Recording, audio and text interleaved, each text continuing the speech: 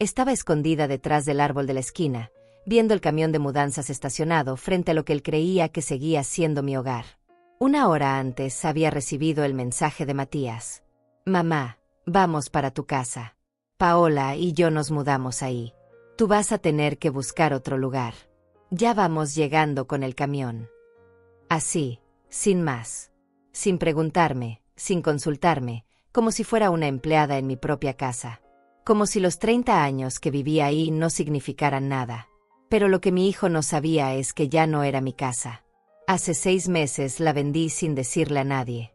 Especialmente a él, que me había abandonado por años sin una sola visita, sin una llamada en mi cumpleaños, sin siquiera preguntarme cómo estaba después de la muerte de su padre. Mi corazón latía fuerte, pero no de miedo. Era emoción. La emoción de ver la cara de mi hijo cuando descubriera que su madre, Celestina Duarte de 72 años, ya no era la mujer sumisa que él recordaba. El mensaje había llegado mientras desayunaba en la terraza de mi nueva vida, en la mansión de Joaquín Leiva, el hombre que me devolvió las ganas de vivir. Estaba tomando café colombiano en una taza de porcelana fina, viendo el valle desde las alturas, cuando el teléfono sonó con esa notificación que cambiaría todo. Leo el mensaje una vez, 2 veces, 3 veces. No podía creer la audacia. Hacía 3 años que Matías no se dignaba a visitarme. 3 años de cumpleaños olvidados, de navidades en soledad, de días de la madre ignorados.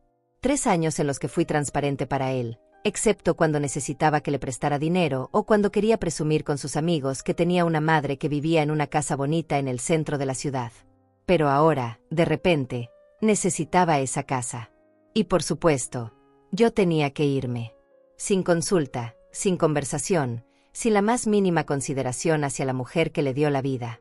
Vi cómo Matías se bajaba del camión con esa prepotencia que siempre lo caracterizó. Llevaba una camisa arrugada y jeans desgastados. Su cabello raleaba en la coronilla y tenía esa barriga de hombre que no se cuida. Paola, mi nuera, lo seguía cargando una caja. A los 38 años seguía siendo atractiva, pero tenía esa mirada calculadora que me había llamado la atención desde el primer día que la conocí. Paola había sido quien convenció a Matías de alejarse de mí. Sutil, inteligente, manipuladora. Cada vez que yo los visitaba, ella encontraba excusas para cortar las conversaciones. Cada vez que yo los invitaba a almorzar, ella tenía planes más importantes. Gradualmente, mi hijo se fue alejando hasta que las visitas se volvieron esporádicas y después inexistentes. Lo que no sabían es que Eduardo Cornejo, el nuevo propietario, debía estar en este momento preparando su café matutino sin imaginar la sorpresa que estaba por llevarse. Un hombre divorciado de 50 años que había comprado la casa después de un divorcio doloroso, buscando un nuevo comienzo en un lugar lleno de paz. Eduardo era ingeniero retirado, un hombre gentil que había perdido su casa en el divorcio y necesitaba empezar de nuevo. Cuando puso la oferta por mi casa, me contó su historia con lágrimas en los ojos. Su esposa lo había engañado con su mejor amigo durante años, y cuando descubrió la traición, ella se quedó con todo. La casa, los ahorros, incluso el perro. Por eso decidí vendérsela a él y no a los otros compradores que habían ofrecido más dinero. Eduardo merecía una segunda oportunidad, igual que yo la había tenido con Joaquín. Matías caminó hacia la puerta con esa seguridad arrogante que siempre tuvo. Lo conocía tan bien. Ese caminar prepotente, esos hombros echados hacia atrás, esa manera de ocupar el espacio como si le perteneciera por derecho divino.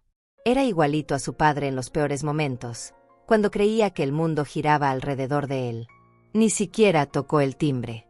Sacó las llaves viejas que guardaba desde adolescente, las mismas que yo había cambiado hace meses cuando vendí la casa, y trató de abrir. La cerradura no cedió. Lo intentó otra vez, más fuerte. Nada. Vi la confusión dibujarse en su rostro como una sombra. ¿Qué pasa?, escuché que le preguntaba Paola desde la acera. Las llaves no funcionan, murmuró él, pero su voz llegaba clara hasta mi escondite. Debe haber cambiado las cerraduras. Típico de ella, siempre complicando las cosas. Siempre complicando las cosas. Esas palabras me dolieron más de lo que esperaba.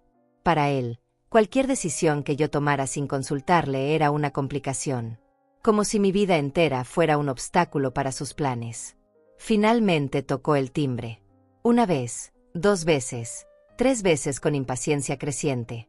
Paola dejó la caja en el suelo y se acercó a él con cara de preocupación genuina. Por primera vez en años, vi miedo en sus ojos. Miedo de que sus planes no salieran como esperaba. Los pasos se acercaron desde adentro. Eduardo debía estar caminando hacia la puerta, preguntándose quién tocaba tan insistentemente un domingo por la mañana. Oí el sonido familiar de la cerradura abriéndose desde adentro, el mismo sonido que había escuchado miles de veces durante mis 30 años en esa casa. La puerta se abrió lentamente y apareció Eduardo en bata de dormir azul marino, con una taza de café humeante en la mano y cara de sorpresa total. Sus cabellos grises estaban despeinados y sus ojos marrones parpadearon varias veces, tratando de entender por qué un hombre desconocido con un camión de mudanzas estaba parado en su entrada. ¿Sí?, preguntó Eduardo con voz confundida pero educada. Matías se quedó completamente paralizado. Su boca se abrió pero no salió ningún sonido. Era como ver a alguien tratando de procesar una información imposible. Paola dio un paso atrás como si hubiera visto un fantasma, su mano volando instintivamente hacia su pecho. El silencio se extendió por segundos que parecían eternos. El viento movía las hojas del árbol donde me escondía, y yo contuve la respiración para no perderme ni un segundo de este momento que había estado esperando durante meses. Disculpe, logró articular finalmente mi hijo, su voz sonando extraña y forzada. Creo que hay un error. Esta es la casa de mi madre, Celestina Duarte. ¿Quién es usted y qué hace aquí? Eduardo tomó un sorbo pausado de su café, mirándolos con curiosidad genuina. Pude ver en su rostro que estaba empezando a entender la situación, y una pequeña sonrisa se dibujó en la comisura de sus labios. No hay ningún error, joven, dijo con voz calmada pero firme. Yo soy Eduardo Cornejo y esta es mi casa. La compré hace 6 meses a su madre. Las palabras cayeron como piedras sobre Matías. Vi cómo su rostro se transformaba lentamente de confusión a incredulidad, y después a algo parecido al pánico puro. Sus manos temblaron ligeramente. Eso es imposible, saltó Paola con voz temblorosa pero agresiva. La señora Celestina vive aquí. Siempre ha vivido aquí. No puede haber vendido sin decirnos nada. Eduardo se recargó tranquilamente contra el marco de la puerta, aparentemente disfrutando el drama que se desarrollaba frente a él. Tenía toda la paciencia del mundo. Pues sí lo hizo, señora. Tengo todos los papeles legales en regla. La señora Celestina vendió la casa y se mudó a una de las mansiones más hermosas en el alto de la ciudad. ¿Mansión?, preguntó Matías con voz quebrada, como si esa palabra fuera un idioma extranjero. Sí, al parecer conoció a un hombre muy adinerado y distinguido. Joaquín Leiva, creo que se llama. Viven juntos en una casa preciosa con vista panorámica al valle. Debe tener por lo menos 5 habitaciones. Mi hijo parecía estar procesando información que su cerebro se negaba a aceptar.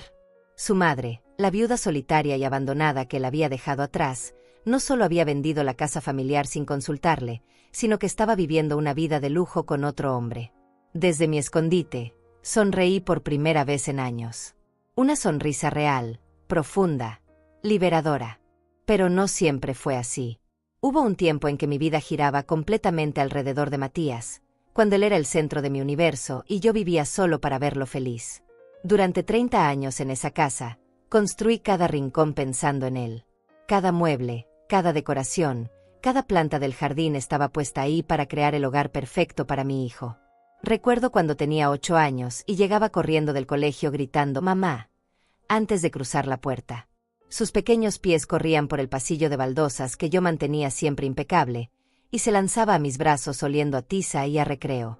En esa época, yo era su heroína. Era la mujer que resolvía todos sus problemas, que curaba sus heridas con besos, que hacía aparecer sus comidas favoritas como por arte de magia. Mi rutina era perfecta y predecible.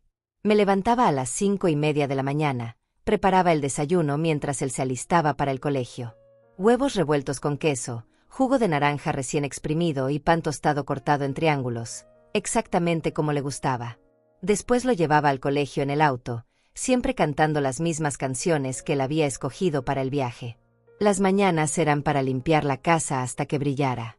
Aspiraba cada rincón, sacudía cada mueble, organizaba cada cajón. La casa tenía que estar perfecta para cuando Matías regresara.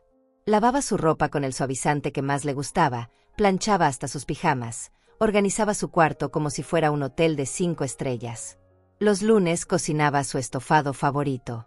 Los martes, milanesas con puré. Los miércoles, pasta con la salsa especial que había aprendido de mi madre. Los jueves, pollo al horno con papas doradas. Los viernes, pizza casera para celebrar el fin de semana. Los sábados, asado en el patio con sus amigos. Los domingos, el almuerzo especial que duraba horas preparando. Mi esposo Roberto trabajaba en la oficina del gobierno desde las 7 hasta las 4 de la tarde. Era un hombre bueno pero distante, de esos que creían que el hogar era responsabilidad exclusiva de la mujer. Llegaba cansado, se sentaba en su sillón a leer el periódico y a ver las noticias, y esperaba que la cena estuviera lista a las 7 en punto. No era malo conmigo, simplemente no estaba presente. Su mundo era el trabajo, el fútbol los fines de semana y las cervezas con los amigos los viernes por la noche. Roberto murió hace 5 años de un infarto fulminante mientras podaba las rosas del jardín. Fue un domingo por la mañana. Yo estaba preparando el almuerzo cuando lo oí caer. Corrí hacia el patio y lo encontré entre las flores que tanto cuidaba, con las tijeras aún en la mano y una expresión de sorpresa en el rostro. El funeral fue austero. Roberto no era un hombre de muchos amigos, y la familia de él vivía lejos. Matías vino al entierro, por supuesto, pero se fue al día siguiente alegando compromisos de trabajo. Me dejó sola para lidiar con los papeles, las deudas, los recuerdos y el silencio ensordecedor de una casa que de repente se había vuelto demasiado grande para mí. Durante los primeros meses después de la muerte de Roberto, Matías me visitaba los domingos. Llegaba con Paola alrededor del mediodía, comíamos juntos, conversábamos un poco sobre el trabajo, sobre el clima, sobre noticias que no nos importaban realmente. Pero incluso en esas visitas, yo sentía que estaba cumpliendo con una obligación más que disfrutando de mi compañía. Paola nunca se sintió cómoda en mi casa. Siempre encontraba algo que criticar sutilmente. Que si las cortinas estaban pasadas de moda, que si los muebles eran muy oscuros, que si la decoración era demasiado anticuada. Nunca lo decía directamente, pero sus comentarios envenenados caían sobre mis oídos como gotas de ácido.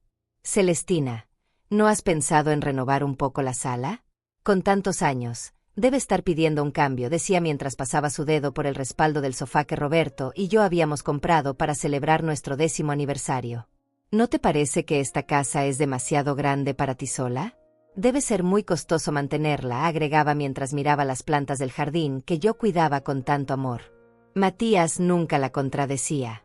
Peor aún, comenzó a hacerse eco de sus comentarios. Mamá, Paola tiene razón. Deberías considerar mudarte a algo más pequeño. Esto es mucho trabajo para una mujer de tu edad. Gradualmente, las visitas se volvieron más espaciadas. De todos los domingos pasaron a 2 veces al mes, después una vez al mes, después solo en fechas especiales. Mi cumpleaños número 68 lo celebré sola. Matías me llamó por teléfono para felicitarme, pero tenía una reunión importante y no podía venir.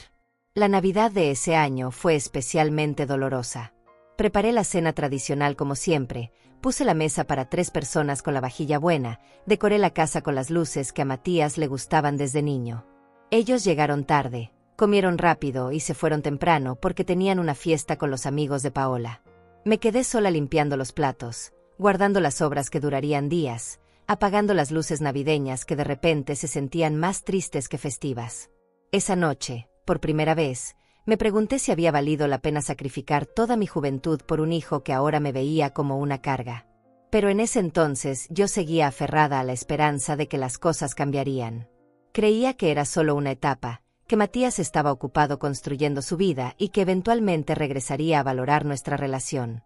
Seguía manteniendo su cuarto exactamente como él lo había dejado cuando se fue de casa. Su cama siempre lista, sus trofeos de fútbol del colegio brillando en la repisa, sus libros ordenados por tamaño en el estante. Los martes limpiaba su cuarto aunque nadie lo usara. Cambiaba las sábanas cada semana, aspiraba la alfombra, sacudía los muebles. Era mi manera de mantenerlo presente, de creer que en cualquier momento él podría regresar y encontrar todo tal como lo recordaba. Durante esos años de soledad, mi rutina se volvió mecánica. Me levantaba, desayunaba sola viendo las noticias, limpiaba la casa, cocinaba para una persona, veía televisión hasta quedarme dormida en el sofá. Los días se desdibujaban unos con otros en una monotonía gris que me iba consumiendo lentamente. Mis amigas de la juventud se habían mudado o habían muerto. Las vecinas eran cordiales pero distantes. Rosa Olivares era la única que ocasionalmente me visitaba para tomar té y conversar, pero ella también tenía su propia familia y sus propios problemas. La casa que una vez había sido mi orgullo se convirtió en una carga. Las goteras del techo costaban dinero que apenas tenía. El jardín se volvía más difícil de mantener. Las escaleras me cansaban más cada día. Pero yo me aferraba a ese lugar porque era lo único que me conectaba con los años felices, cuando Matías era pequeño y yo era indispensable en su vida. Durante 3 años viví así, esperando llamadas que no llegaban, preparando comidas para visitas que no venían, manteniendo una casa demasiado grande para una mujer sola que se iba volviendo invisible para el mundo.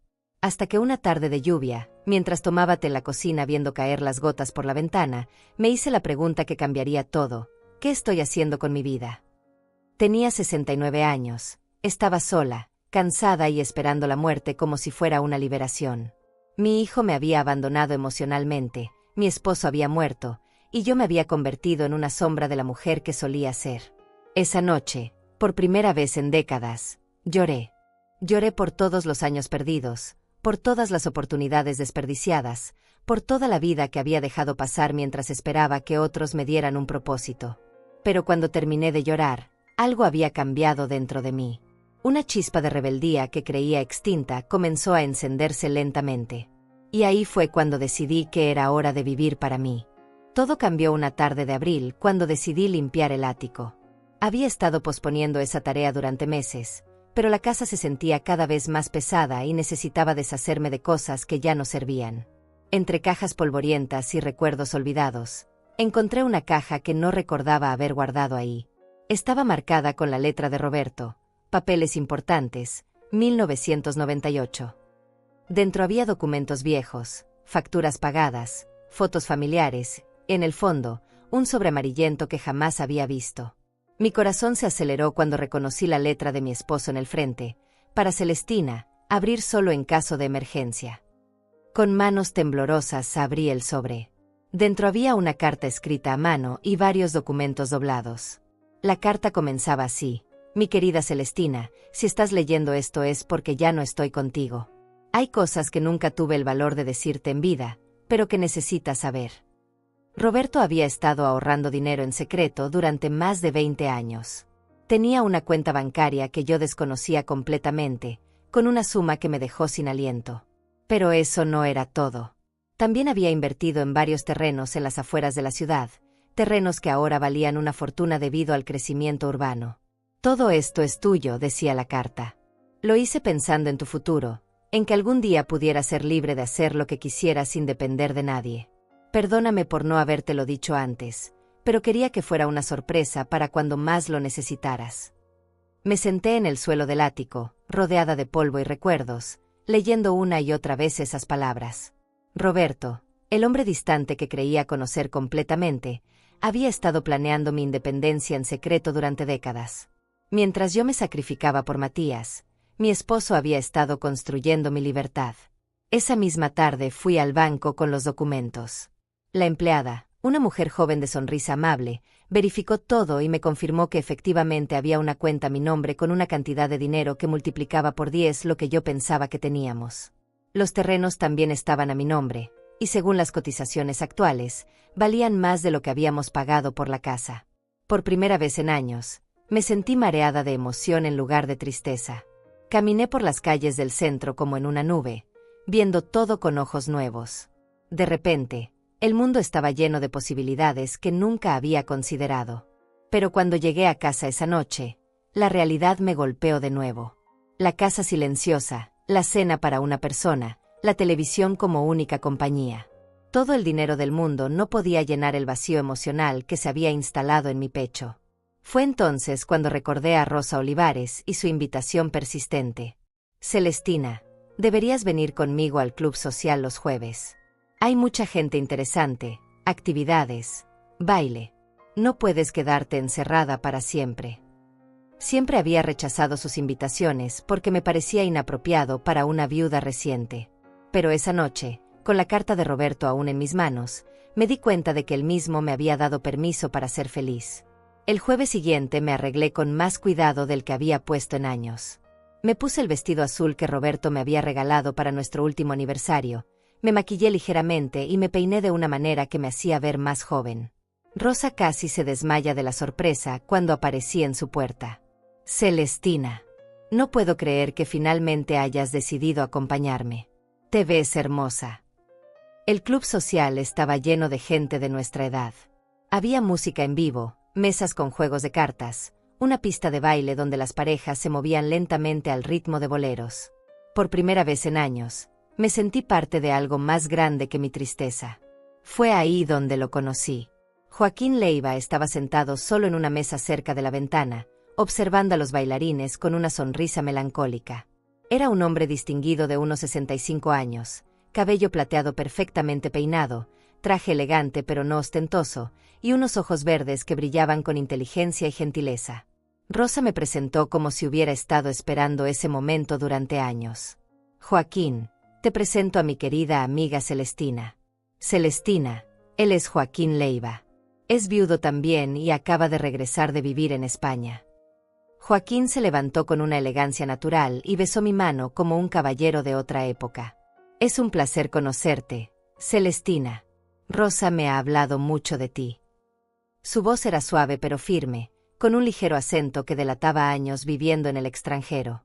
Tenía esa confianza tranquila de los hombres que han visto mundo y han aprendido que la verdadera elegancia no necesita alardes. ¿Te gustaría bailar?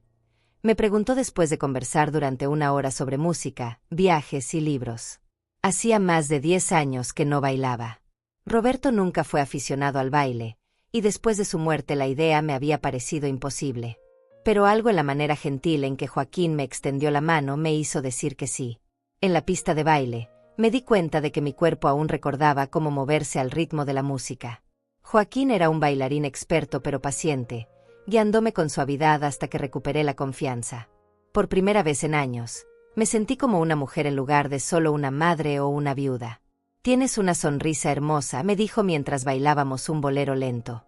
Deberías usarla más seguido. Esa noche regresé a casa con el corazón latiendo de una manera que había olvidado. Me miré en el espejo del baño y vi a una mujer diferente. Los mismos rasgos, las mismas arrugas, pero algo había cambiado en mis ojos. Había vida ahí donde antes solo había resignación. Joaquín me llamó al día siguiente para invitarme a almorzar. Después fueron cenas, paseos por el parque, visitas a museos, obras de teatro. Lentamente, mi mundo se fue expandiendo más allá de las 4 paredes de mi casa. Descubrí que Joaquín había sido empresario en España, donde vivió durante 15 años después de que su primera esposa muriera de cáncer. Había regresado al país para estar cerca de sus nietos, pero su hijo estaba demasiado ocupado con su propia vida para prestarle atención. Era una historia que me resultaba dolorosamente familiar. Los hijos creen que los padres existimos solo para servirles, me dijo una tarde mientras tomábamos café en su apartamento provisional. Nunca se les ocurre que podríamos tener sueños propios, deseos propios, vidas propias más allá de ellos. Durante 2 meses, Joaquín y yo nos vimos casi todos los días. Era una cortesía de otra época, llevándome flores, abriéndome puertas, preguntándome mi opinión sobre todo. Me hacía sentir importante, interesante, deseada de una manera que había olvidado que existía. Una noche, después de una cena en el restaurante más elegante de la ciudad, Joaquín me tomó de la mano y me dijo: Celestina, estoy enamorándome de ti. Sé que puede parecer demasiado rápido, pero a nuestra edad no tenemos tiempo para juegos. ¿Crees que podría sentir algo similar por mí? Mi corazón se derritió. No solo por sus palabras, sino por la vulnerabilidad con la que las dijo. Ese hombre exitoso y sofisticado estaba poniendo su corazón en mis manos con la misma timidez de un adolescente. Ya siento algo similar, le confesé, sorprendiéndome a mí misma con mi honestidad. Esa noche me besó por primera vez. Un beso suave, respetuoso, lleno de promesas.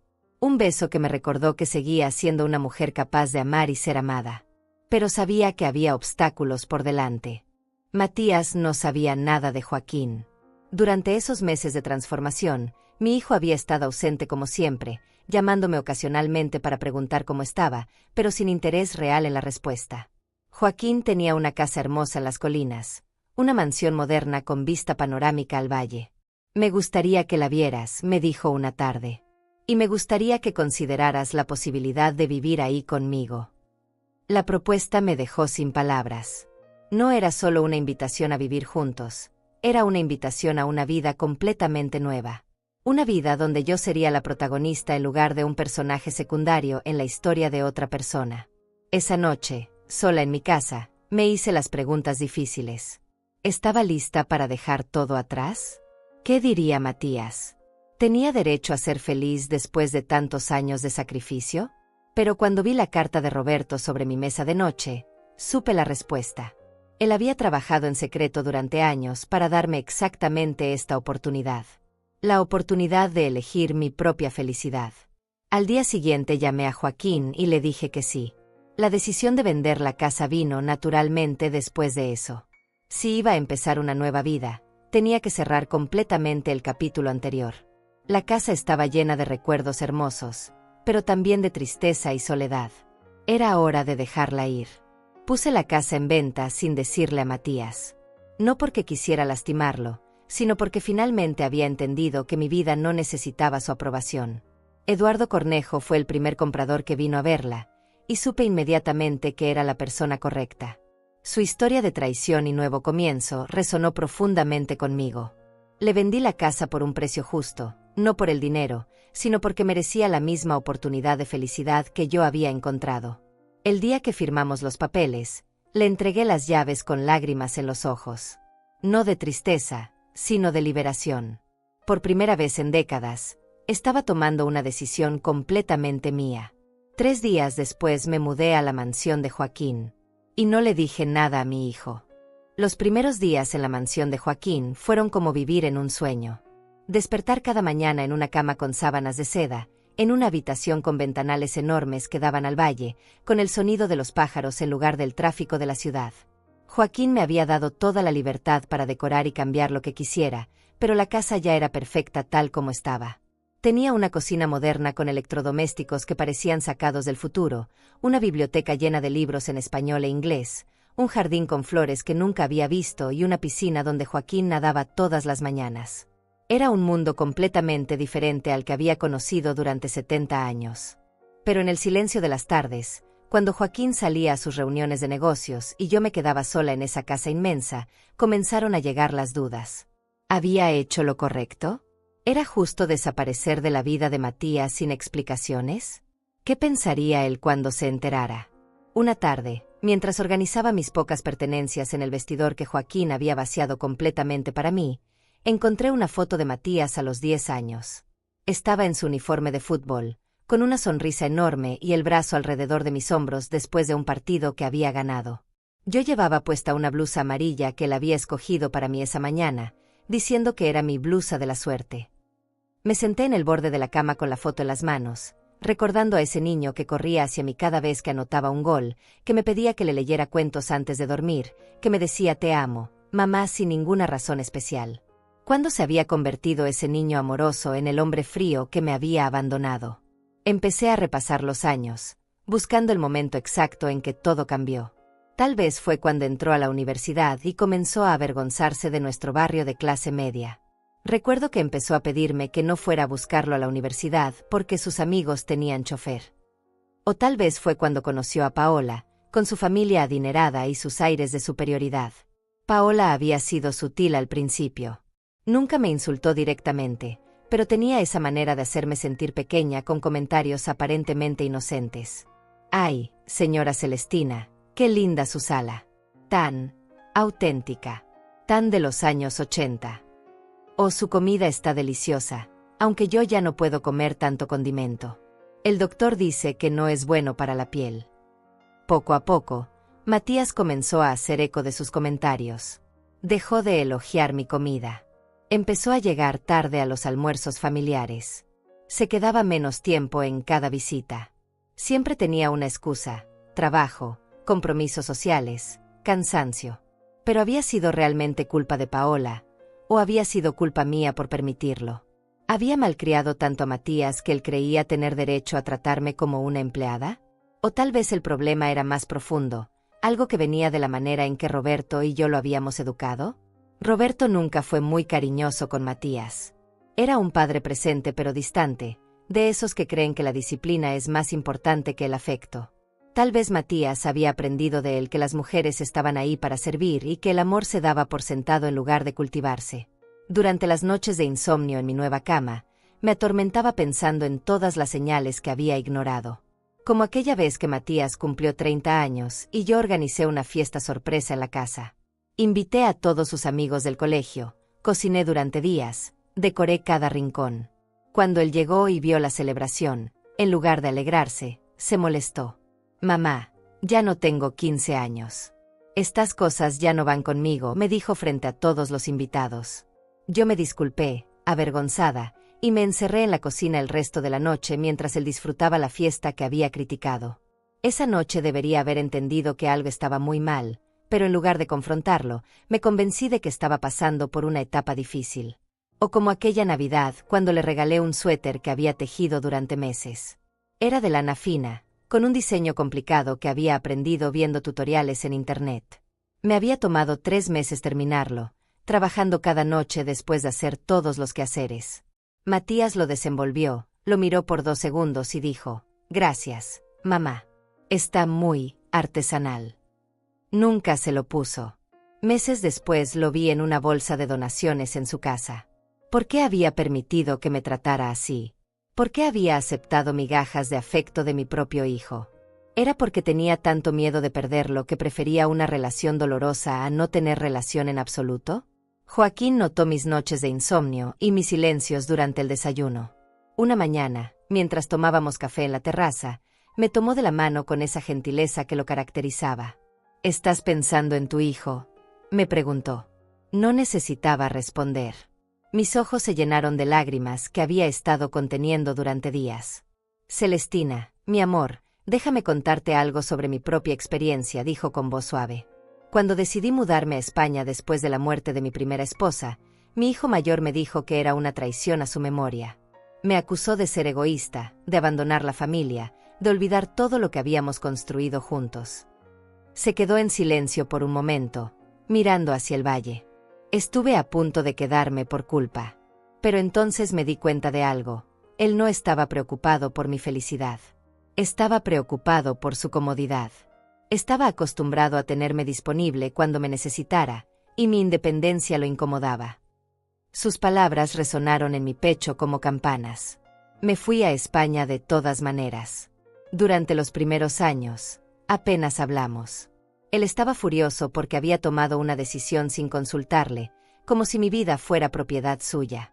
Pero después de unos años, cuando vio que yo era feliz, cuando se dio cuenta de que no había perdido a su padre, sino que había ganado una versión mejor de él, nuestra relación mejoró. «¿Crees que eso pasará con Matías?», le pregunté con voz temblorosa. Joaquín me acarició la mejilla con ternura. «No lo sé, mi amor. Pero sé que no puedes vivir tu vida esperando la aprobación de alguien que no ha demostrado preocuparse por tu felicidad. Matías tuvo 3 años para visitarte, para preguntarte cómo estabas, para ser parte de tu vida. Eligió no hacerlo. Tenía razón, pero eso no hacía que doliera menos.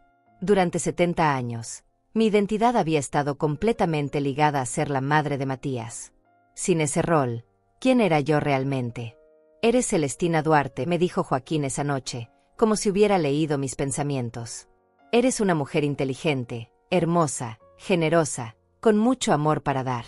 Eres una compañera maravillosa, una conversadora fascinante, una bailarina elegante. Eres muchas cosas además de ser madre». Pero las dudas persistían. ¿Y si Matías realmente me necesitaba y yo no estaba ahí? ¿Y si tenía problemas y no sabía cómo contactarme? Y sí. Una noche, no pude más y decidí llamarlo. Marqué su número con manos temblorosas, ensayando en mi mente lo que le diría. El teléfono sonó 1 vez, 2 veces, 3 veces.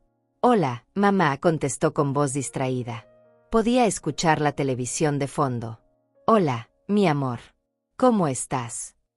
«Bien, bien. Ocupado con el trabajo. ¿Tú cómo estás?» Era la misma conversación superficial de siempre. Ni siquiera había notado que hacía semanas que no hablábamos. Estoy bien también. Solo quería escuchar tu voz. Ah, qué bueno. Oye, mamá, estoy viendo una película con Paola. ¿Te parece si hablamos mañana? Claro, mi amor. Que disfruten la película. Gracias. Hasta mañana. Colgó sin decir te amo, sin preguntarme realmente cómo estaba, sin notar que había algo diferente en mi voz. Para él, yo seguía siendo la misma presencia de fondo que siempre había sido. Esa noche lloré en los brazos de Joaquín. Lloré por el hijo que había perdido sin darme cuenta, por los años desperdiciados esperando migajas de afecto, por la mujer que había sido antes de convertirme solo en la mamá de Matías. No lo llames mañana, me aconsejó Joaquín suavemente. Déjalo que se dé cuenta por sí mismo de que algo ha cambiado. Y eso hice. No lo llamé al día siguiente, ni al otro, ni al otro. Esperé a ver cuánto tiempo pasaría antes de que él notara mi ausencia. Pasaron 2 semanas. Cuando finalmente me llamó, su tono era diferente. Más preocupado. Mamá, no has llamado. ¿Está todo bien? Sí, mi amor. Todo está muy bien. ¿Segura? Suenas diferente. Por un momento, consideré contarle todo.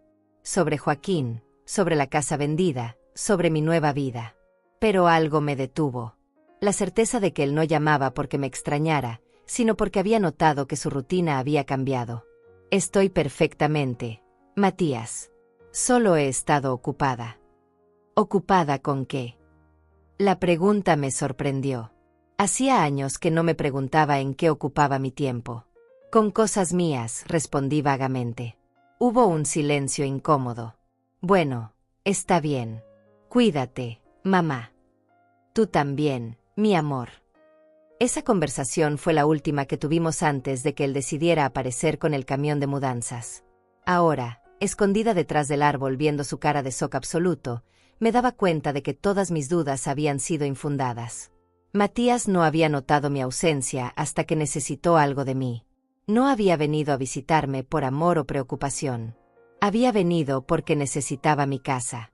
Y la ironía era deliciosa. La casa que él quería ya no era mía. La mujer que él creía que podía manipular ya no existía. La madre sumisa que daba todo y no pedía nada a cambio había muerto el día que encontré la carta de Roberto. En su lugar había nacido Celestina Duarte, la mujer que vivía en una mansión con vista al valle y que había aprendido que su felicidad no dependía de la aprobación de nadie. Ni siquiera de su hijo. Después de ver la cara de shock de Matías, regresé a la mansión con una mezcla de satisfacción y nerviosismo. Joaquín estaba en su estudio revisando unos documentos cuando llegué. Al verme, inmediatamente notó mi estado de ánimo. ¿Cómo te fue en el mercado?, me preguntó, aunque los dos sabíamos que no había ido al mercado. Matías llegó a la casa, le dije simplemente. Joaquín dejó los papeles sobre el escritorio y me hizo una seña para que me sentara a su lado en el sofá de cuero. ¿Y qué pasó? Exactamente lo que esperábamos. Llegó con un camión de mudanzas pensando que podía echarme de mi propia casa para mudarse él con Paola. ¿Hablaste con él? No. Me escondí y vi todo desde lejos. Eduardo le explicó que él es el nuevo propietario y que yo vivo contigo en las colinas. Joaquín asintió pensativamente. Conocía a Matías solo por mis relatos, pero había llegado a entender perfectamente el tipo de hombre que era mi hijo. ¿Qué piensas que hará ahora?, me preguntó. No lo sé, pero conozco a Matías. No se va a quedar con los brazos cruzados. Va a querer confrontarme. Tenía razón. Esa misma tarde, mi teléfono comenzó a sonar insistentemente. Primera llamada, no contesté. Segunda llamada, tampoco. A la tercera, decidí responder. Mamá. La voz de Matías sonaba entre confundida y furiosa. Hola, mi amor. ¿Dónde estás? Fui a tu casa y hay un extraño viviendo ahí. Me dijo que vendiste la casa hace 6 meses. ¿Es cierto eso? Su tono era demandante, como si yo le debiera explicaciones. Sí, es cierto. ¿Cómo que sí es cierto? ¿Por qué no me dijiste nada? Porque no era necesario consultarte. Era mi casa. El silencio del otro lado fue tan largo que pensé que había colgado. ¿Dónde estás viviendo ahora? En un lugar muy hermoso. Estoy bien, Matías. Quiero verte. Necesitamos hablar. Por supuesto. Cuando quieras. Ahora. Dime dónde estás. Su urgencia me confirmó lo que ya sospechaba. No estaba preocupado por mí. Estaba preocupado por sus planes arruinados. Estoy en la mansión de Joaquín Leiva, en las colinas del norte. ¿Conoces el sector de los Altos? ¿Joaquín Leiva? ¿Quién es Joaquín Leiva? Es mi pareja, Matías. Esta vez el silencio fue aún más largo. ¿Tú qué? Mi pareja. Vivimos juntos. Mamá, ¿estás bien? ¿Estás tomando algún medicamento nuevo? Porque esto no suena como tú. Su condescendencia me hirió más de lo que esperaba. Para él, era imposible que yo pudiera tener una vida propia, una relación amorosa, decisiones independientes. Estoy perfectamente, Matías. Mejor que nunca, de hecho. Voy para allá ahora mismo. No tienes la dirección. La busco. Los Altos no es tan grande. Colgó sin despedirse. Me quedé con el teléfono en la mano, sintiendo una mezcla de ansiedad y determinación. Era hora de que Matías conociera a la nueva Celestina. Joaquín había escuchado toda la conversación. ¿Estás segura de que quieres hacer esto aquí?, me preguntó. Podríamos encontrarnos en un lugar neutral. No. Quiero que vea cómo vivo ahora. Quiero que entienda que no soy la misma mujer que abandonó. Pasé la siguiente hora preparándome para la visita de mi hijo. Me puse el vestido azul marino que Joaquín me había regalado la semana anterior, me arreglé el cabello y me maquillé ligeramente. Quería verme bien, próspera, feliz. Joaquín preparó té y café, y puso algunas galletas finas en la sala principal. Tenía esa elegancia natural para estas situaciones sociales, producto de años de reuniones de negocios y eventos formales. ¿Quieres que esté presente durante la conversación?, me preguntó. Al principio sí. Quiero que Matías te conozca. Después, si necesitamos hablar a solas, te lo diré. El timbre sonó exactamente una hora después de la llamada telefónica. Joaquín fue a abrir mientras yo me quedé en la sala, sentada en el sofá con vista al valle. Quería que esa fuera la primera imagen que Matías tuviera de mí en mi nueva vida. Escuché voces en la entrada. La de Joaquín, educada y hospitalaria. La de Matías, tensa y cautelosa. Pasos en el pasillo de mármol. Y entonces aparecieron en la entrada de la sala. Matías se detuvo en seco al verme. Sus ojos recorrieron la habitación, los muebles elegantes, las obras de arte en las paredes, los ventanales enormes, la vista espectacular. Después me miró a mí, sentada cómodamente en ese entorno de lujo como si hubiera nacido para estar ahí. «Hola, mi amor», le dije con voz calmada. «Mamá», respondió, pero su voz sonaba extraña. «Esta casa es hermosa, ¿verdad?», completé su frase. «Joaquín tiene muy buen gusto». Joaquín se acercó con esa sonrisa gentil que usaba para poner cómodos a los invitados nerviosos. «Tú debes ser Matías. Tu madre me ha hablado mucho de ti». Mi hijo le extendió la mano mecánicamente, pero su expresión seguía siendo de total desconcierto. «Mucho gusto», murmuró. «Por favor, siéntense», dijo Joaquín señalando los sillones frente a mí. «Les ofrezco algo de beber». «Café estaría bien», respondió Matías, sin apartar los ojos de mí. Mientras Joaquín servía las bebidas, el silencio se extendió incómodamente. Matías me miraba como si estuviera tratando de resolver un rompecabezas imposible. «No entiendo nada», dijo finalmente. «Hace 6 meses vivías en la casa de siempre, sola, y ahora estás aquí, en esta mansión, con él». «Se llama Joaquín», le corregí suavemente. «Y sí, han pasado muchas cosas en estos 6 meses. ¿Por qué no me dijiste nada?». La pregunta contenía una acusación implícita, como si yo hubiera cometido una traición. «Porque no hablamos, Matías. Hace meses que no hablamos realmente. Pero yo te llamo. Me llamas para cumplir con una obligación. Preguntas cómo estoy, pero no escuchas la respuesta. Hablas 5 minutos y cortas porque tienes cosas más importantes que hacer». Joaquín regresó con la bandeja del café y se sentó a mi lado, no demasiado cerca para no incomodar a Matías, pero lo suficientemente cerca para demostrar que éramos una pareja. Tu madre es una mujer extraordinaria, le dijo Joaquín a mi hijo. Inteligente, culta, divertida. Tiene tanto que ofrecer al mundo. Matías lo miró con cierta hostilidad. Sí, es mi madre. Y tú tienes mucha suerte de tenerla, respondió Joaquín sin inmutarse por el tono agresivo. Matías, intervine antes de que la tensión escalara. Cuéntame por qué apareciste hoy con un camión de mudanzas en mi antigua casa. Mi hijo se removió incómodo en su asiento. Bueno, es que Paola y yo hemos estado pensando que tal vez era tiempo de... ¿De qué? De que viviéramos más cerca. Para cuidarte mejor. Era mentira y los dos lo sabíamos. Pero me sorprendió que ni siquiera intentara ser creativo con su excusa. Cuidarme. Repetí. Matías, tienes 45 años y hace 3 que no vienes a visitarme. ¿Por qué el repentino interés en cuidarme? No es repentino. Siempre me he preocupado por ti. Llamándome una vez al mes por 5 minutos. Estoy ocupado, mamá. Tengo trabajo, responsabilidades. Y yo tengo una vida nueva. Se produjo otro silencio tenso. Matías tomó un sorbo de café y miró por la ventana hacia el valle. Esta casa debe costar una fortuna, dijo finalmente. Ahí estaba. La verdadera preocupación. No mi felicidad, no mi bienestar emocional. El dinero. Joaquín es un hombre muy próspero, respondí simplemente. ¿Y qué pasó con el dinero de la casa que vendiste? La pregunta directa me tomó por sorpresa, aunque debería haberla esperado. ¿Esa es tu preocupación, Matías? El dinero. No es solo eso. Es que, bueno, yo pensaba que algún día ibas a heredar mi casa. No es eso exactamente. Entonces, ¿qué es exactamente? Matías se movió nerviosamente en su asiento, claramente incómodo con la dirección que había tomado la conversación.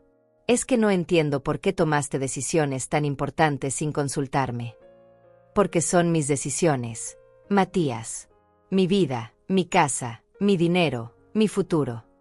Pero yo soy tu hijo. Sí, eres mi hijo. No mi dueño. Las palabras salieron con más dureza de la que había planeado, pero era necesario decirlas. Joaquín se levantó discretamente. Los voy a dejar conversar a solas, dijo con elegancia. Estaré en mi estudio si me necesitan. Cuando se fue, Matías se relajó visiblemente. Mamá, ¿estás segura de lo que estás haciendo? Apenas conoces a ese hombre. Lo conozco mejor de lo que tú me conoces a mí. La frase lo golpeó como una bofetada. Eso no es justo. ¿No es justo? Matías, ¿cuál es mi color favorito? ¿Qué me gusta hacer en mis tiempos libres?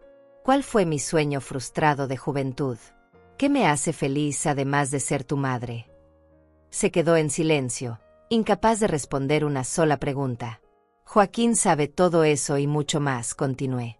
En 3 meses me ha prestado más atención que tú en 3 años. Pero yo he estado ocupado construyendo mi vida. Y yo he estado construyendo la mía. Era el momento de la verdad. Mi hijo tendría que decidir si podía aceptar que su madre había dejado de existir únicamente para él. La conversación con Matías se volvió más tensa cuando Paola llegó 1 hora después. Joaquín la hizo pasar con la misma cortesía que había mostrado con mi hijo, pero yo pude ver en sus ojos que había captado inmediatamente el tipo de mujer que era. Señora Celestina, dijo Paola con esa sonrisa falsa que yo conocía tan bien. Qué sorpresa encontrarla aquí. Se había vestido especialmente para la ocasión, un conjunto caro pero llamativo, maquillaje excesivo, joyas que gritaban dinero. Quería impresionar, pero en el elegante ambiente de la casa de Joaquín solo conseguía verse vulgar. Hola, Paola. Te ves muy arreglada. Gracias. Esta casa es impresionante. Es de alquiler. La pregunta directa no me sorprendió. Paola nunca había sido sutil. No. Es de Joaquín, mi pareja. Vivimos aquí juntos. Vi cómo intercambiaba una mirada rápida con Matías. Una mirada que me resultó familiar, pero que no pude descifrar completamente. ¿Su pareja? Preguntó con voz aguda. ¿Desde cuándo? Desde hace varios meses. Pero señora, ¿no le parece que es muy pronto después de la muerte de su esposo? La crítica velada me molestó profundamente. Roberto murió hace 5 años, Paola. Y francamente, no creo que mi vida personal sea de tu incumbencia. Claro que sí es de nuestra incumbencia, intervino Matías con voz más agresiva. Eres mi madre. No puedes aparecer con un extraño y pretender que todo está bien. ¿Un extraño? Joaquín es un hombre respetable, exitoso, gentil. Más de lo que puedo decir de algunas personas. Paola se irguió en su asiento. ¿A qué se refiere con eso? Me refiero a que Joaquín nunca ha tratado de alejarme de mi familia. Nunca ha hecho comentarios despectivos sobre mi casa, mi comida o mi forma de vida. Yo nunca hice eso, protestó Paola. Por favor. Durante años me has hecho sentir anticuada, aburrida, irrelevante. Cada visita era una oportunidad para criticar algo sutilmente. Eso no es cierto. ¿No? ¿Qué me dijiste sobre las cortinas de mi sala la última vez que vinieron? ¿O sobre mi forma de cocinar el arroz? Paola se quedó en silencio, sabiendo que yo tenía razón. Mamá, dijo Matías tratando de mediar. Tal vez Paola no se expresó bien en el pasado, pero estamos aquí porque nos preocupamos por ti. ¿Se preocupan por mí? ¿Desde cuándo? Siempre nos hemos preocupado. Matías, llegaste hoy con un camión de mudanzas para echarme de mi propia casa. Eso es preocupación. Mi hijo se puso rojo. No era para echarte. Era para vivir juntos. Como familia. ¿Y dónde pensabas que yo iba a vivir? Bueno, pensamos que podrías, que tal vez era tiempo de que consideraras una residencia para personas mayores. Un lugar bonito, con gente de tu edad. Ahí estaba la verdad. No querían cuidarme. Querían deshacerse de mí cómodamente para quedarse con mi casa. Una residencia, repetí lentamente. Querían mandarme a una residencia para quedarse con mi casa. No es eso, protestó Paola. Es que la casa es muy grande para usted sola, y nosotros podríamos mantenerla mejor. ¿Mantenerla para qué? Para la familia. Para el futuro. Para cuando yo me muera. El silencio incómodo que siguió fue toda la respuesta que necesitaba. Increíble, murmuré. Realmente pensaban que yo era tan tonta que no me daría cuenta. Mamá, no lo entiende. Entiendo perfectamente, Matías. Durante 3 años me abandonaron. No me visitaban, no me llamaban, no se preocupaban por mi soledad o mi tristeza. Pero aparece en el momento en que necesitan algo. No es así. ¿No? Entonces explícame por qué decidieron mudarse a mi casa justo ahora. ¿Qué cambió en sus vidas? Paola y Matías se miraron nuevamente. Esa mirada que había visto antes, pero no había entendido. Dímelo, Matías. ¿Qué pasó? ¿Perdieron su apartamento? ¿Tienen problemas económicos? No son problemas económicos exactamente, murmuró mi hijo. ¿Entonces qué? Es complicado, mamá. Tengo tiempo. Paola suspiró dramáticamente. Está bien. Matías perdió el trabajo hace 4 meses. Hemos estado viviendo de mis ahorros, pero ya no nos alcanza para el alquiler. Ahí estaba. La verdadera razón detrás de la visita repentina. ¿Y por qué no me dijeron nada antes? Porque no queríamos preocuparte, dijo Matías. O porque sabían que yo les habría ofrecido ayuda económica en lugar de mi casa. Silencio nuevamente. Querían la casa, no mi ayuda. Querían que yo desapareciera convenientemente para poder vivir gratis en una propiedad que valía una fortuna. No es tan simple como eso, protestó Paola. ¿No? Entonces explícamelo de manera simple. Está bien, dijo Paola con voz desafiante. Sí, necesitábamos un lugar donde vivir. Y sí, pensamos que usted podría estar mejor en una residencia. Pero también pensamos que sería bueno para todos. Usted tendría compañía, cuidado médico, actividades. Nosotros podríamos cuidar la casa que algún día sería de Matías de todas maneras. Algún día sería de Matías. Bueno, sí, es su hijo. Es natural que él herede. ¿Natural? ¿Según quién? Según la lógica. Los hijos heredan de los padres. Los hijos que se preocupan por sus padres, tal vez. Los hijos que los visitan, que los cuidan, que los aman. Matías la ama, gritó Paola. ¿En serio? ¿Cuándo fue la última vez que me dijiste que me amabas, Matías? Mi hijo abrió la boca, pero no salió ningún sonido. ¿Cuándo fue la última vez que me preguntaste si necesitaba algo? ¿Cuándo fue la última vez que pasaste más de 1 hora en mi compañía? Yo estaba ocupado. Durante 3 años.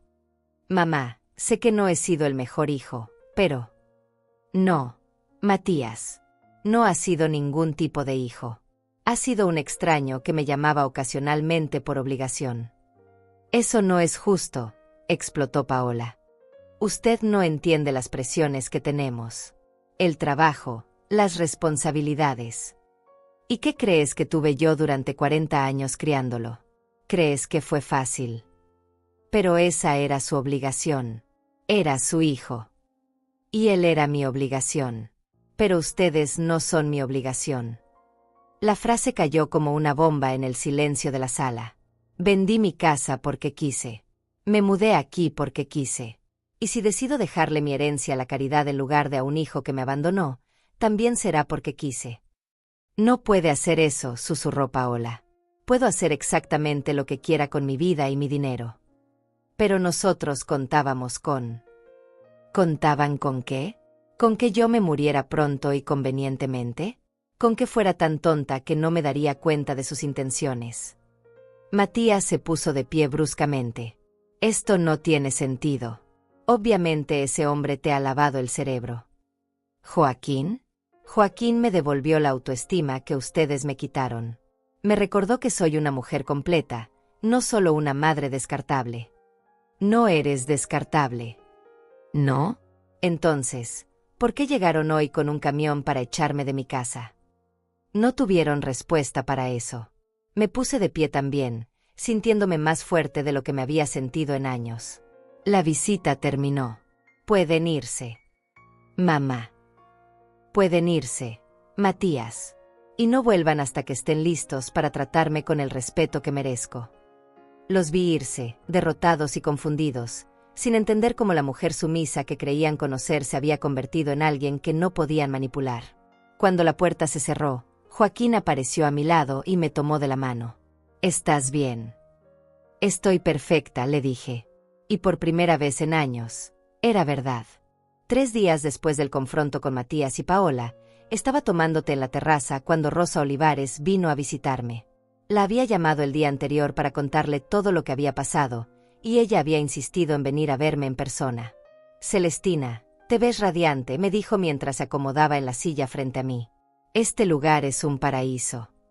Gracias, Rosa. Me siento como si hubiera renacido. Y te lo mereces. Después de todo lo que pasaste con Matías.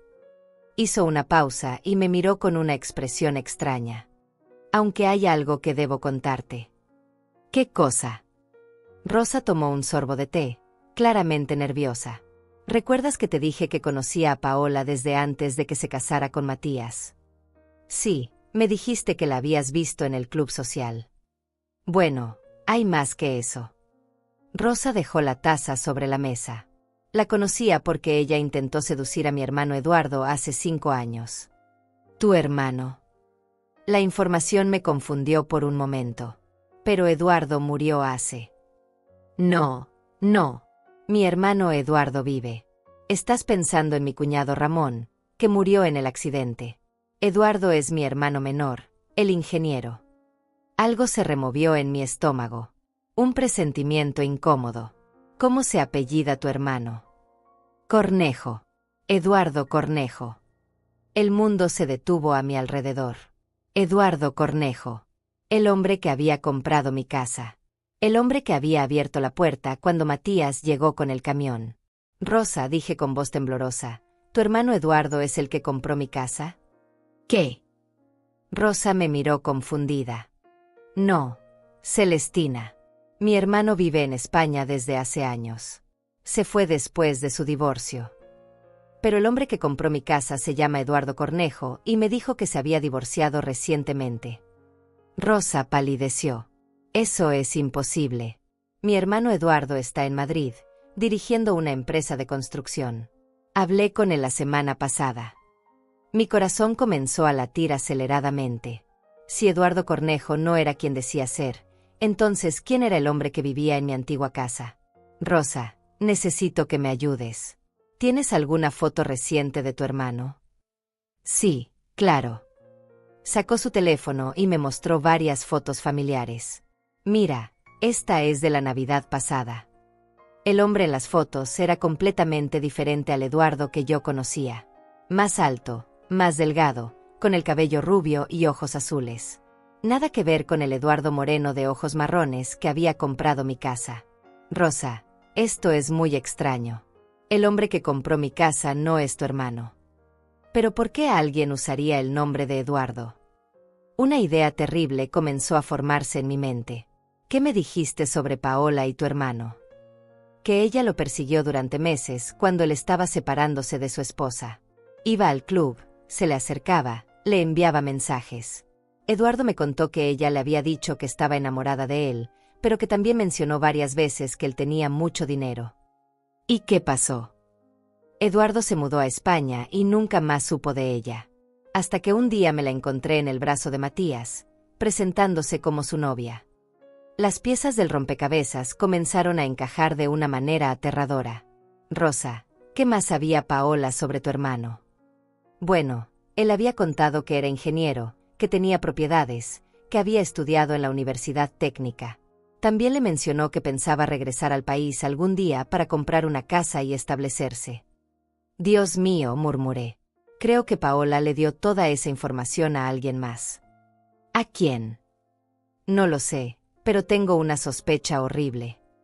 Llamé inmediatamente a Joaquín, que estaba en una reunión en el centro de la ciudad. Mi amor, necesito que vengas a casa inmediatamente. Es urgente. ¿Estás bien? Estoy bien, pero creo que nos han estafado. Joaquín llegó en 20 minutos acompañado de su abogado, el doctor Mendoza, un hombre mayor de confianza que manejaba todos sus asuntos legales. Les expliqué todo lo que Rosa me había contado. El abogado tomó notas cuidadosamente. Señora Celestina, ¿tiene usted alguna copia de los documentos de la venta? Sí, por supuesto. Fui a buscar los papeles mientras Joaquín consolaba a Rosa, que se sentía terrible por haber desatado todo este problema. El doctor Mendoza revisó los documentos con lupa durante varios minutos. Estos papeles parecen legítimos, dijo finalmente. Pero necesitamos verificar la identidad del comprador. ¿Ustedes vieron su cédula de identidad? Sí, la revisé cuando firmamos. Decía Eduardo Cornejo. ¿Pero usted conoce físicamente al verdadero Eduardo Cornejo?, me preguntó el abogado. No, nunca lo había visto antes de ese día. Entonces es posible que el hombre que compró su casa esté usando documentos falsos. La revelación me golpeó como un rayo. No solo me habían estafado, sino que Paola probablemente estaba involucrada. Doctor Mendoza, dije lentamente, si este hombre usó documentos falsos para comprar mi casa, eso significa que la venta no es válida. Exactamente. Si se comprueba fraude, la venta se puede anular. Pero ¿qué pasa con el dinero que me pagó? Depende. Si el dinero era robado o si el cheque era falso, usted podría perder tanto la casa como el dinero. Me senté pesadamente en el sofá. La posibilidad de haber perdido todo era devastadora. ¿Pero cómo sabía Paola que yo iba a vender la casa?, pregunté en voz alta. Tal vez no lo sabía, dijo Joaquín pensativamente. Tal vez el plan original era diferente. ¿Qué quieres decir? Piénsalo.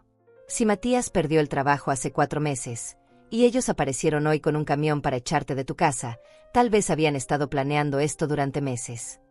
¿Pero cómo? Tal vez el plan era presionarte para que les dieras la casa, y cuando tú la vendiste sin avisarles, tuvieron que improvisar. Rosa se incorporó súbitamente. Esperen. Hay algo más que no les dije. Paola me preguntó sobre Eduardo hace 2 meses. Me dijo que lo había visto en el centro y quería saber cómo estaba. ¿Qué le dijiste? Le dije que vivía en España. Pero también le mencioné que él siempre había dicho que quería regresar para comprar una casa en el país.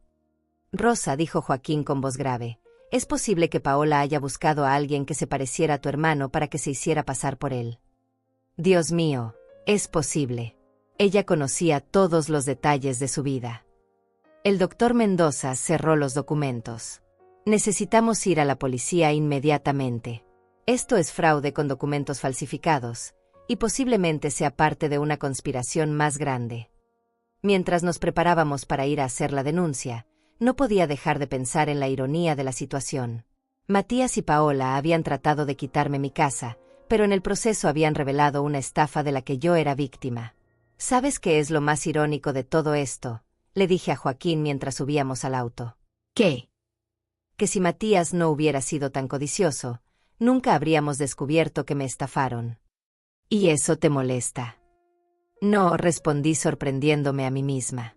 Porque ahora sé que toda mi familia está dispuesta a lastimarme por dinero. Incluso los extraños. Pero eso significa que sabes quién realmente te ama por ti misma. Miré a Joaquín, que conducía con esa serenidad que lo caracterizaba, sin dramatizar la crisis pero completamente comprometido a ayudarme a resolverla. Sí, le dije tomando su mano. Lo sé perfectamente. La investigación policial se movió más rápido de lo que esperábamos.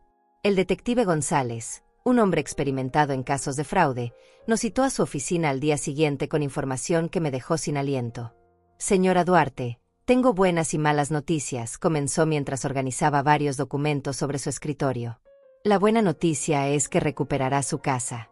La mala noticia es que fue víctima de una estafa muy bien planificada. El hombre que se había hecho pasar por Eduardo Cornejo resultó ser Fabricio Leiva, un estafador profesional con antecedentes por fraude inmobiliario.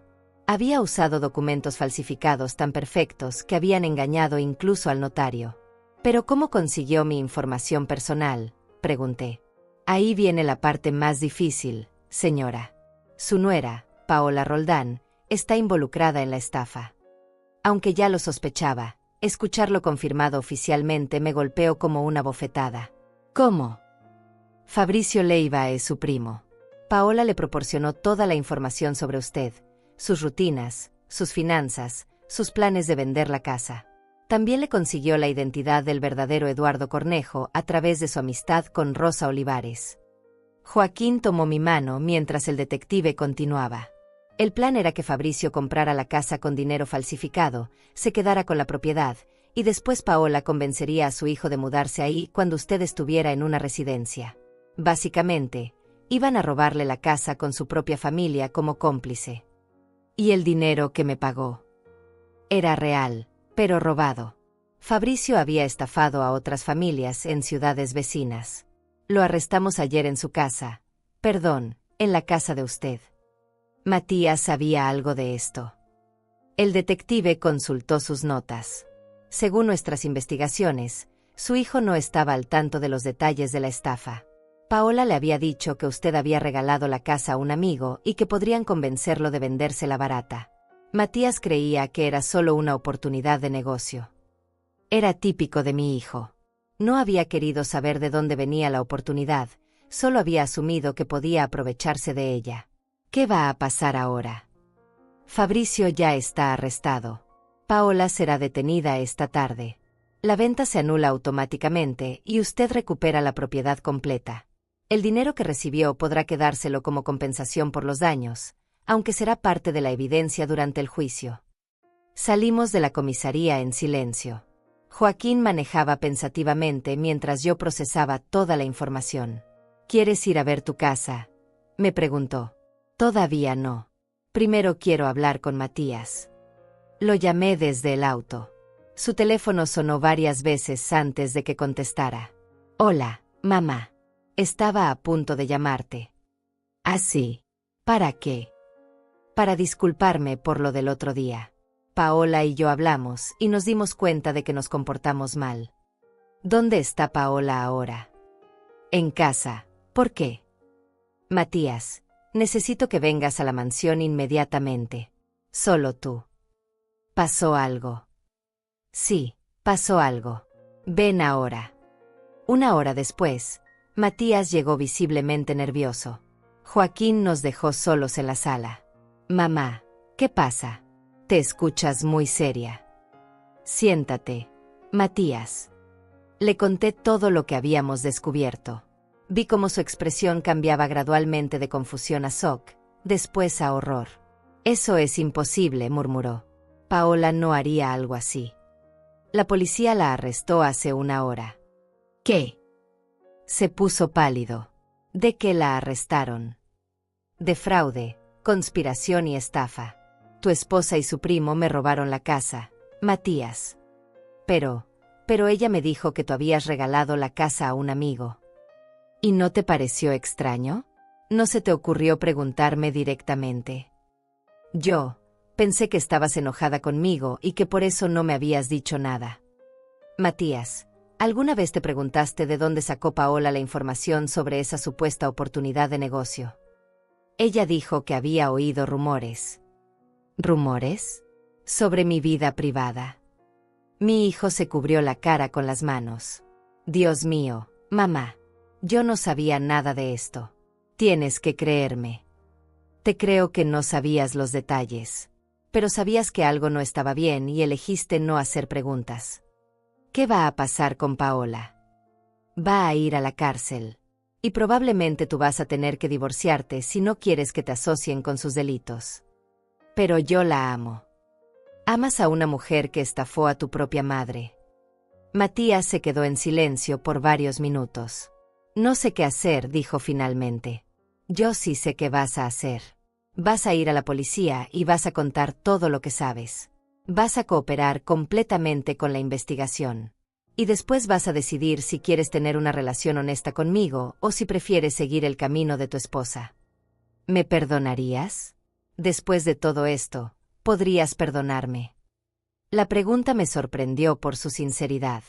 Matías, te perdono por ser un hijo ausente. Te perdono por haberme abandonado cuando más te necesitaba. Te perdono por haber querido echarme de mi propia casa. Pero no voy a volver a ser la madre que era antes. No voy a vivir esperando tus migajas de atención. No voy a centrar mi vida alrededor de ti. Eso significa que no quieres que seamos familia.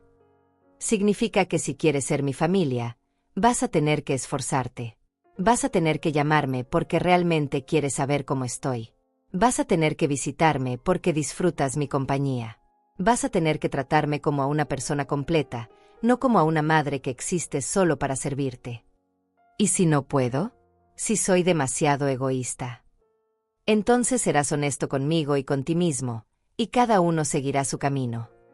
Matías lloró esa tarde. Lloró como no lo había visto llorar desde que era niño. Lloró por Paola, por los años perdidos, por la madre que había dado por sentada y casi había perdido para siempre. Quiero intentarlo, me dijo cuando se calmó. Quiero aprender a ser tu hijo otra vez. ¿Estás seguro? No va a ser fácil. Ya no soy la mujer que me sacrificaba por otros. Estoy seguro. Y creo que me gusta más esta versión de ti. Esa noche, Joaquín y yo cenamos en la terraza bajo las estrellas. ¿Cómo te sientes?, me preguntó. Extrañamente en paz. Durante años pensé que había fracasado como madre porque Matías se había alejado de mí. Ahora entiendo que él necesitaba alejarse para poder crecer.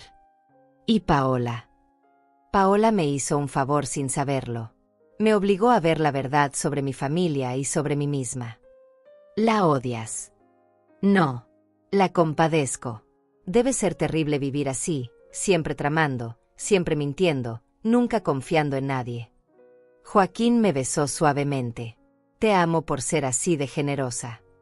Te amo por haberme enseñado que merezco ser amada.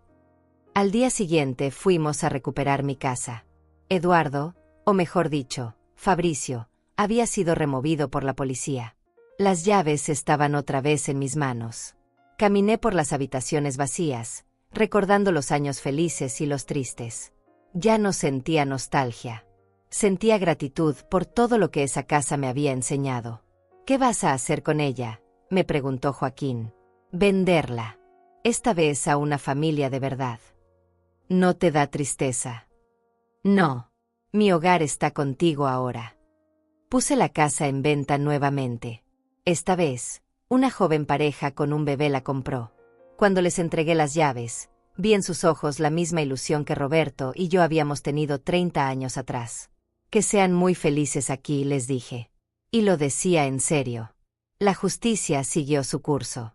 Paola fue sentenciada a 3 años de cárcel. Fabricio recibió 5 años. Matías se divorció y comenzó a terapia psicológica. Y yo comencé la etapa más feliz de mi vida. Un año después, estaba desayunando en la terraza de la mansión cuando sonó mi teléfono. Era Matías, que ahora me llamaba todos los domingos por la mañana, no por obligación, sino porque realmente quería conversar conmigo. Buenos días, mamá. ¿Cómo amaneciste? Muy bien, mi amor. Joaquín y yo vamos a ir al mercado de artesanías y después al almuerzo con Rosa. ¡Qué bueno! ¿Y cómo va el proyecto de la fundación? Sonreí al escuchar la pregunta. Hacía 6 meses había establecido una fundación para ayudar a mujeres mayores víctimas de estafas familiares. El dinero de la venta de mi casa y los ahorros que Roberto me había dejado me permitían financiarla completamente. Muy bien. Esta semana ayudamos a 3 señoras que estaban siendo presionadas por sus hijos para vender sus casas. Una de ellas me recordó mucho a cómo era yo antes. Me alegra saber que estás ayudando a otras personas. ¿Y tú cómo estás? ¿Cómo va el trabajo nuevo? Después del escándalo con Paola, Matías había perdido su trabajo anterior, pero había conseguido uno mejor en una empresa más pequeña donde valoraban su experiencia. Bien. Es diferente trabajar en un lugar donde realmente aprecian lo que haces. Me alegro. ¿Vendrás a almorzar el domingo que viene? Por supuesto. ¿Puedo traer algo? Solo trae ganas de conversar. Joaquín quiere enseñarte su nueva colección de orquídeas. Después de colgar, me quedé contemplando el valle. Era increíble cómo había cambiado mi vida en apenas 2 años.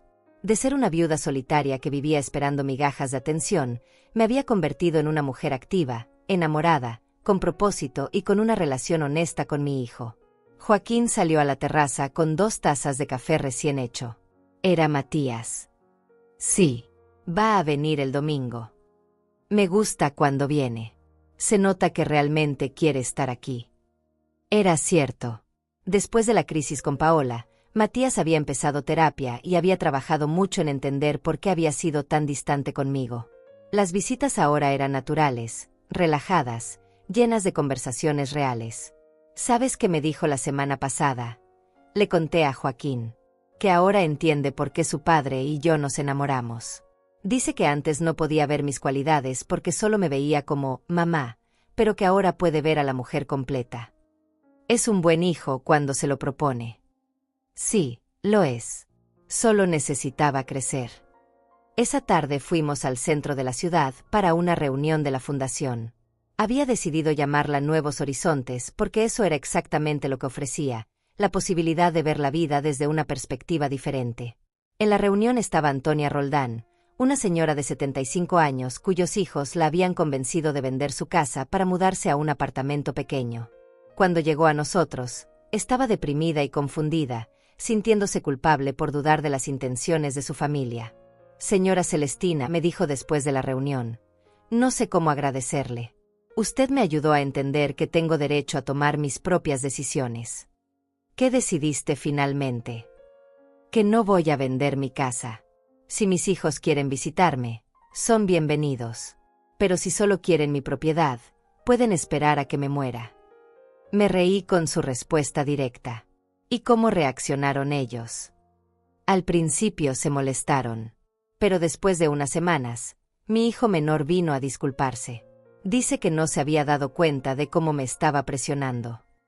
¿Y los otros? Los otros demostraron que usted tenía razón. Cuando vieron que no iban a conseguir la casa, dejaron de visitarme. Pero ahora sé quién realmente me ama. Historias como la de Antonia me recordaban constantemente por qué había decidido crear la fundación. No era solo para ayudar a otras mujeres, sino para darle sentido a todo lo que había vivido. Esa noche, Joaquín y yo cenamos en el jardín bajo la luz de las velas. Era nuestro ritual de los viernes, Una cena especial para celebrar la semana que terminaba. ¿Alguna vez te arrepientes?, me preguntó mientras brindábamos con vino tinto. ¿De qué? De haber tardado tanto en vivir tu vida. Pensé en la pregunta mientras observaba las luces de la ciudad parpadear en el valle. No me arrepiento. Creo que necesitaba vivir todo lo que viví para poder apreciar lo que tengo ahora. Incluso lo de Paola y la estafa. Especialmente eso. Si no hubiera pasado, tal vez habría seguido siendo la misma mujer de siempre. Tal vez habría terminado en una residencia, esperando visitas que nunca llegaban. ¿Y qué le dirías a esa mujer de hace 2 años si pudieras hablar con ella? Le diría que vale más de lo que cree, que tiene derecho a ser feliz, que no tiene que pedirle permiso a nadie para vivir su vida. Algo más. Le diría que el amor verdadero existe, incluso a los 70 años, que nunca es demasiado tarde para empezar de nuevo. Joaquín se levantó de su silla y me extendió la mano. Bailamos. No había música, pero bailamos de todas maneras bajo las estrellas, mecidos por el sonido del viento en los árboles y el latido de nuestros corazones. Te amo, Celestina Duarte, me susurró al oído. Y yo te amo a ti, Joaquín Leiva. Mientras bailábamos lentamente en nuestro jardín, pensé en todas las mujeres que en este momento estaban viviendo lo que yo había vivido, sintiéndose invisibles, descartables, viviendo para otros en lugar de para ellas mismas. Quería gritarles que había otra manera de vivir, que era posible ser madre y mujer al mismo tiempo, que era posible amar a los hijos sin sacrificar la propia felicidad, que era posible empezar de nuevo a cualquier edad. Al día siguiente era sábado, mi día favorito de la semana. Joaquín y yo íbamos a caminar por el parque, después almorzaríamos en nuestro restaurante preferido, y por la tarde recibiríamos a Rosa para tomar té y conversar. Era una vida simple pero llena. Una vida elegida, no impuesta. Una vida donde cada día era una oportunidad para ser feliz en lugar de una obligación que cumplir. Esa noche, antes de dormir, me miré en el espejo del baño. Vi a una mujer de 73 años con arrugas alrededor de los ojos, cabello plateado y manos marcadas por el tiempo. Pero también vi algo que no había estado ahí durante décadas. Una sonrisa genuina. Hola, Celestina, me dije a mi reflejo. Me gusta conocerte. Me metí en la cama junto a Joaquín, que ya dormía tranquilamente. Escuché el sonido de su respiración pausada, sentí el calor de su cuerpo junto al mío, y me quedé dormida sintiendo una paz profunda. Por primera vez en mi vida, estaba exactamente donde quería estar. Había aprendido que la felicidad no consiste en ser perfecta para otros, sino en ser auténtica para una misma. Que el amor verdadero no exige sacrificios, sino que inspira crecimiento. Que nunca es demasiado tarde para escribir un final diferente para tu propia historia. Hoy estoy sola en el sentido de que ya no dependo emocionalmente de nadie más para sentirme completa. Pero por primera vez en mi vida, estoy en paz. Y esa paz vale más que todos los años que perdí esperando que otros me dieran un lugar en sus vidas. Porque finalmente entendí que el lugar más importante que puedo ocupar es el centro de mi propia vida.